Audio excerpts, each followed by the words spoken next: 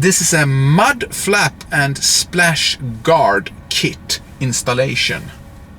So Tesla decided to offer owners in countries like me here in Sweden a winter package.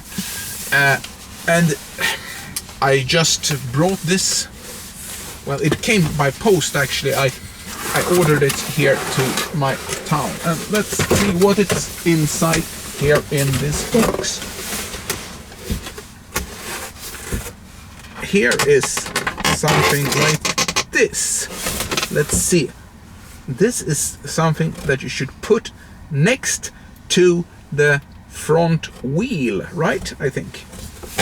So it will protect from sand and other stuff to come up onto the paint, on top of onto the paint of the car.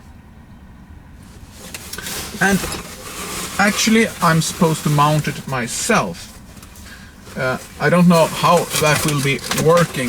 Let's put this one down here. How many is there in this one? There is one, and there is this one also. This one and this one. But this one was already... No, it is not stuck here yet anymore. Right, this goes off also. There is some scotch here. I don't know how it works. And here is this one also. But there's one and two apparently. Let's try to move away from this one here. Put this one over here.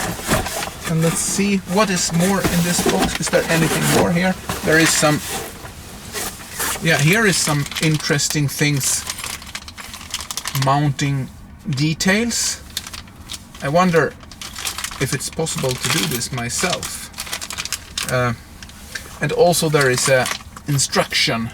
Well, the instruction is simple and easy with some text and pictures describing how to install this mud flap and splash guards. Apparently it should be screwed into some holes that should be located in the wheelhouse. I never paid so much attention to the car, so I saw those holes where this mud flap and splash guard is supposed to be fitted. So let's go and look at the car to see if I can find those screw holes that I have to demount. Okay, so here is the car and here is the front wheel. Yeah, there is actually some kind of hole here where these can be mounted. I really don't know how to remove them. Maybe I should call the service center and ask if they can help me. Then there should be a screw like under here somewhere. I never saw something here. I must check closely on the video. And you should have a scissor to cut away something here. I wonder what that is actually. Recently a garage opened called Skadesverkstad, which is a Tesla-approved body shop here in my city. So I called them and asked if they could help me with the installation. Yes, they could, and I got an appointment for the car an early morning some days later.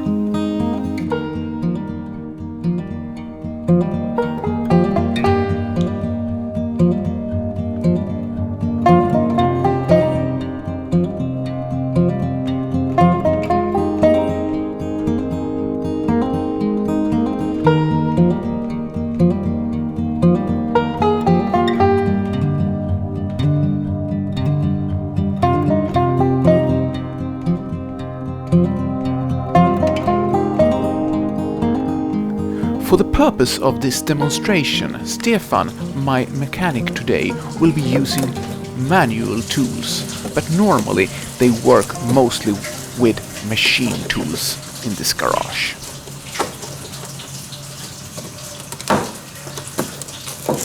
The mud flap uses 3 screws in order to keep it in place. To prepare the fitting under the car, the screw in the hole needs to be removed and the access cover from the rocker panel should be cut.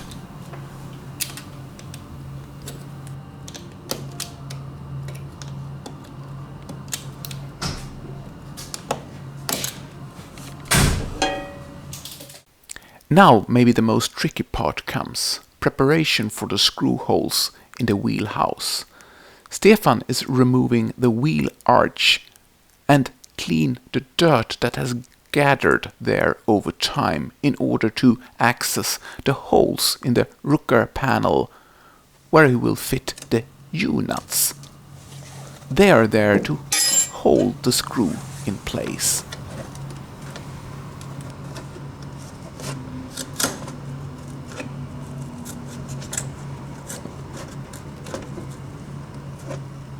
Så.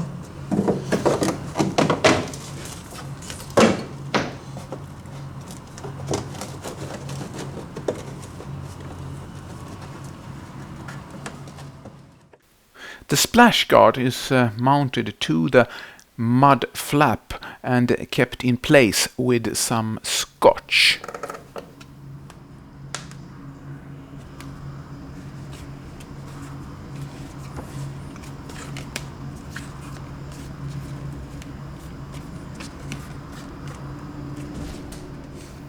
The car was quite dirty, but it's important that the mounting area is clean, so using some alcohol to clean it is important before starting the mounting process. Then it's just to align the holes of the unit to the holes in the car and put it in position and start screwing. The two screws facing the wheel is first just put very loosely into their holes. Then the screw in the bottom is attached to the hole under the car. And finally all screws are tightened and the installation is ready.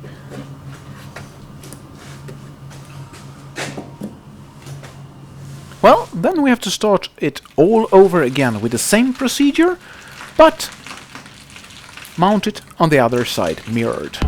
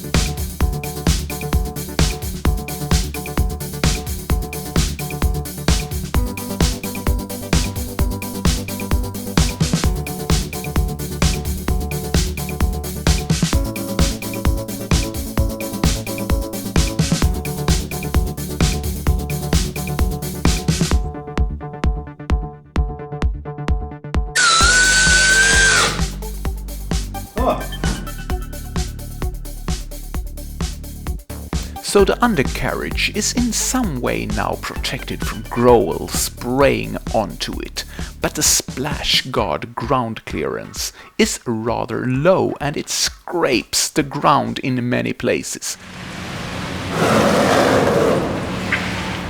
making a not so nice noise.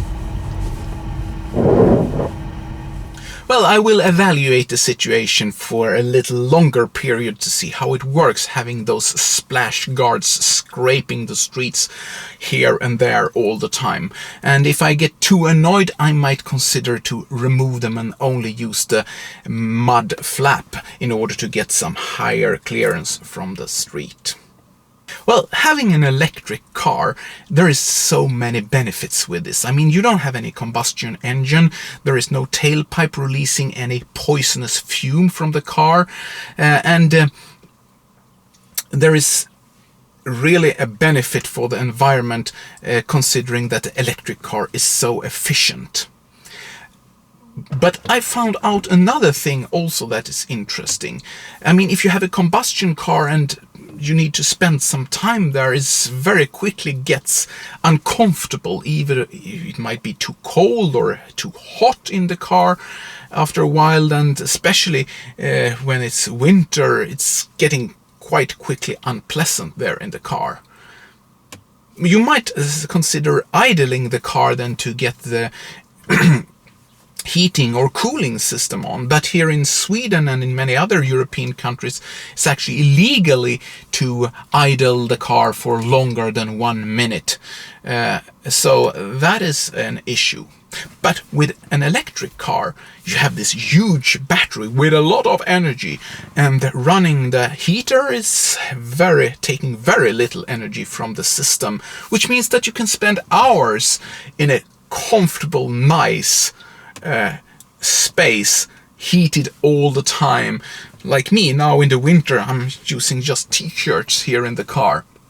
And in a Tesla they developed this camper mode also, which means that the car will be keeping a steady temperature all the time for a longer period. And they added this extra little feature where you really can sit there in front of the fire and enjoy your time in the warm, cozy car. And since now they have added the features, entertainment features like YouTube and Netflix and so on, you can play games and so on. There is a lot of things to do if you don't have anything to do. You can of course work also and do more productive things in the car, but there is opportunities to use the car for something else just than transport, and that is really great. So I encourage you really, if you're planning to buy a car, to really take a close look on a Tesla Model 3. Maybe try and go and test drive it and see and study a little bit about it and compare it with other cars to see if a Tesla is not something for you. And if you plan finally to decide to buy a car, you can use my referral link, and that will give you some free supercharging to your brand new car. Well, that's all for this episode. Until next time, have a great life.